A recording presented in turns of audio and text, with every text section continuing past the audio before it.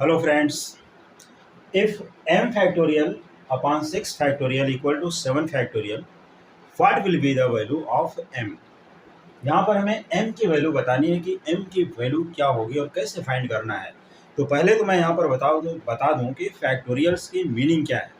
Factorial की meaning जो यहाँ पर होती है, जैसे अगर हम यहाँ पर एक फैक्टोरियल ले लेते हैं, 4 फैक्टोरियल, अब इसकी वैल्यू क्या होगी, what will be the value of 4 factorial. तो 4 फैक्टोरियल की जो वैल्यू आएगी वो होती है यहाँ पर 4 इंटू 3 इंटू 2 इंटू 1। ये 4 फैक्टोरियल अपना बन जाएगा 24। इस तरह से किसी भी नंबर का फैक्टोरियल निकाल सकते हैं। जैसे अब हमारे पास यहाँ पर है 6 फैक्टोरियल। अगर मान लो हमें 6 फैक्टोरियल की वैल्यू निकालनी है तो हमें यहाँ पर देखना होगा 6 multiplied by 5 multiplied by 4 multiplied by 3 multiplied by 2 multiplied by 1। तो 6 5 4 3 2 1, इन सबको मल्टीप्लाई करके जो भी नंबर आएगा वो कितना होगा। तो ये नंबर जो यहाँ पर बनता है, ये नंबर बनेगा 720। ये नंबर यहाँ पर बनता है 726 फैक्टोरियल का जो वैल्यू है। और अगर 7 फैक्टोरियल जो यहाँ पर राइट हैंड साइड में दिया गया, अगर 7 फैक्टोरियल की वैल्यू निकालोगे तो इसमें इंटू 7 और कर दिया जाए, वो बन जाएगा यहाँ पर 7 फैक्टोरियल इक्वल टू, देखिए सिर्फ 7 इंटू मल्टीप्लाइड बाई 6 फैक्टोरियल, ऐसा भी कर सकते हैं क्योंकि हमारे पास 6 फैक्टोरियल की वैल्यू है 720। तो इसकी जो वैल्यू आएगी वो वैल्यू हो जाती है यहाँ पर 0 4, ये हो गया 5040। This is 7 factorial 5040। तो इस तरह से फैक्टोरियल निकालने का वे है। लेकिन यहाँ पर हमें एक एक फैक्टोरियल नहीं निकाल करके m की वैल्यू बतानी है कि what will be the value of m की वैल्यू क्या है। तो चलिए अब इसका सोल्यूशन निकालते हैं यहाँ पर।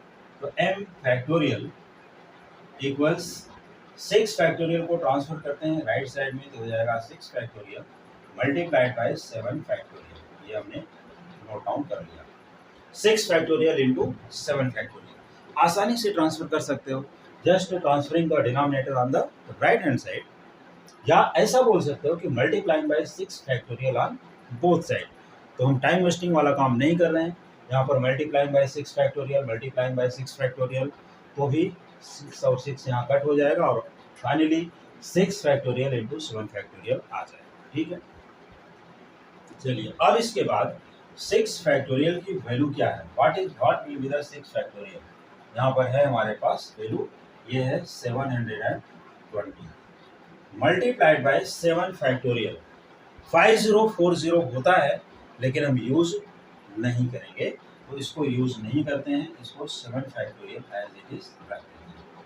अब इसके बाद देखते हैं कि 720 जो यहाँ पर है ये नंबर 720 को क्या हम किसी दूसरे प्रोडक्ट फॉर्म में लिख सकते हैं, मल्टीप्लिकेशन फॉर्म में। देखते हैं कि इसका दूसरा मल्टीप्लिकेटिव फॉर्म क्या है।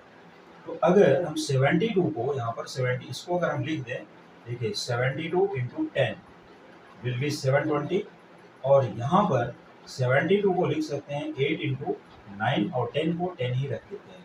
देखिए 720 को 72 इंटू 10 और 72 को 8 इंटू 9 और इंटू 10 एज इट इज, तो 8 इंटू 9 इंटू 10 लिख सकते हैं।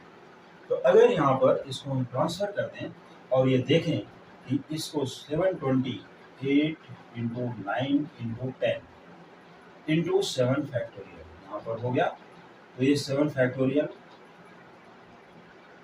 इसी नंबर को रिवर्स कर देते हैं 10 इंटू 9 इंटू 8 इंटू 7 फैक्टोरियल। तो अब इसको हम लिख सकते हैं, देखिए 10 9 8 7, जैसा कि हमने 7 इंटू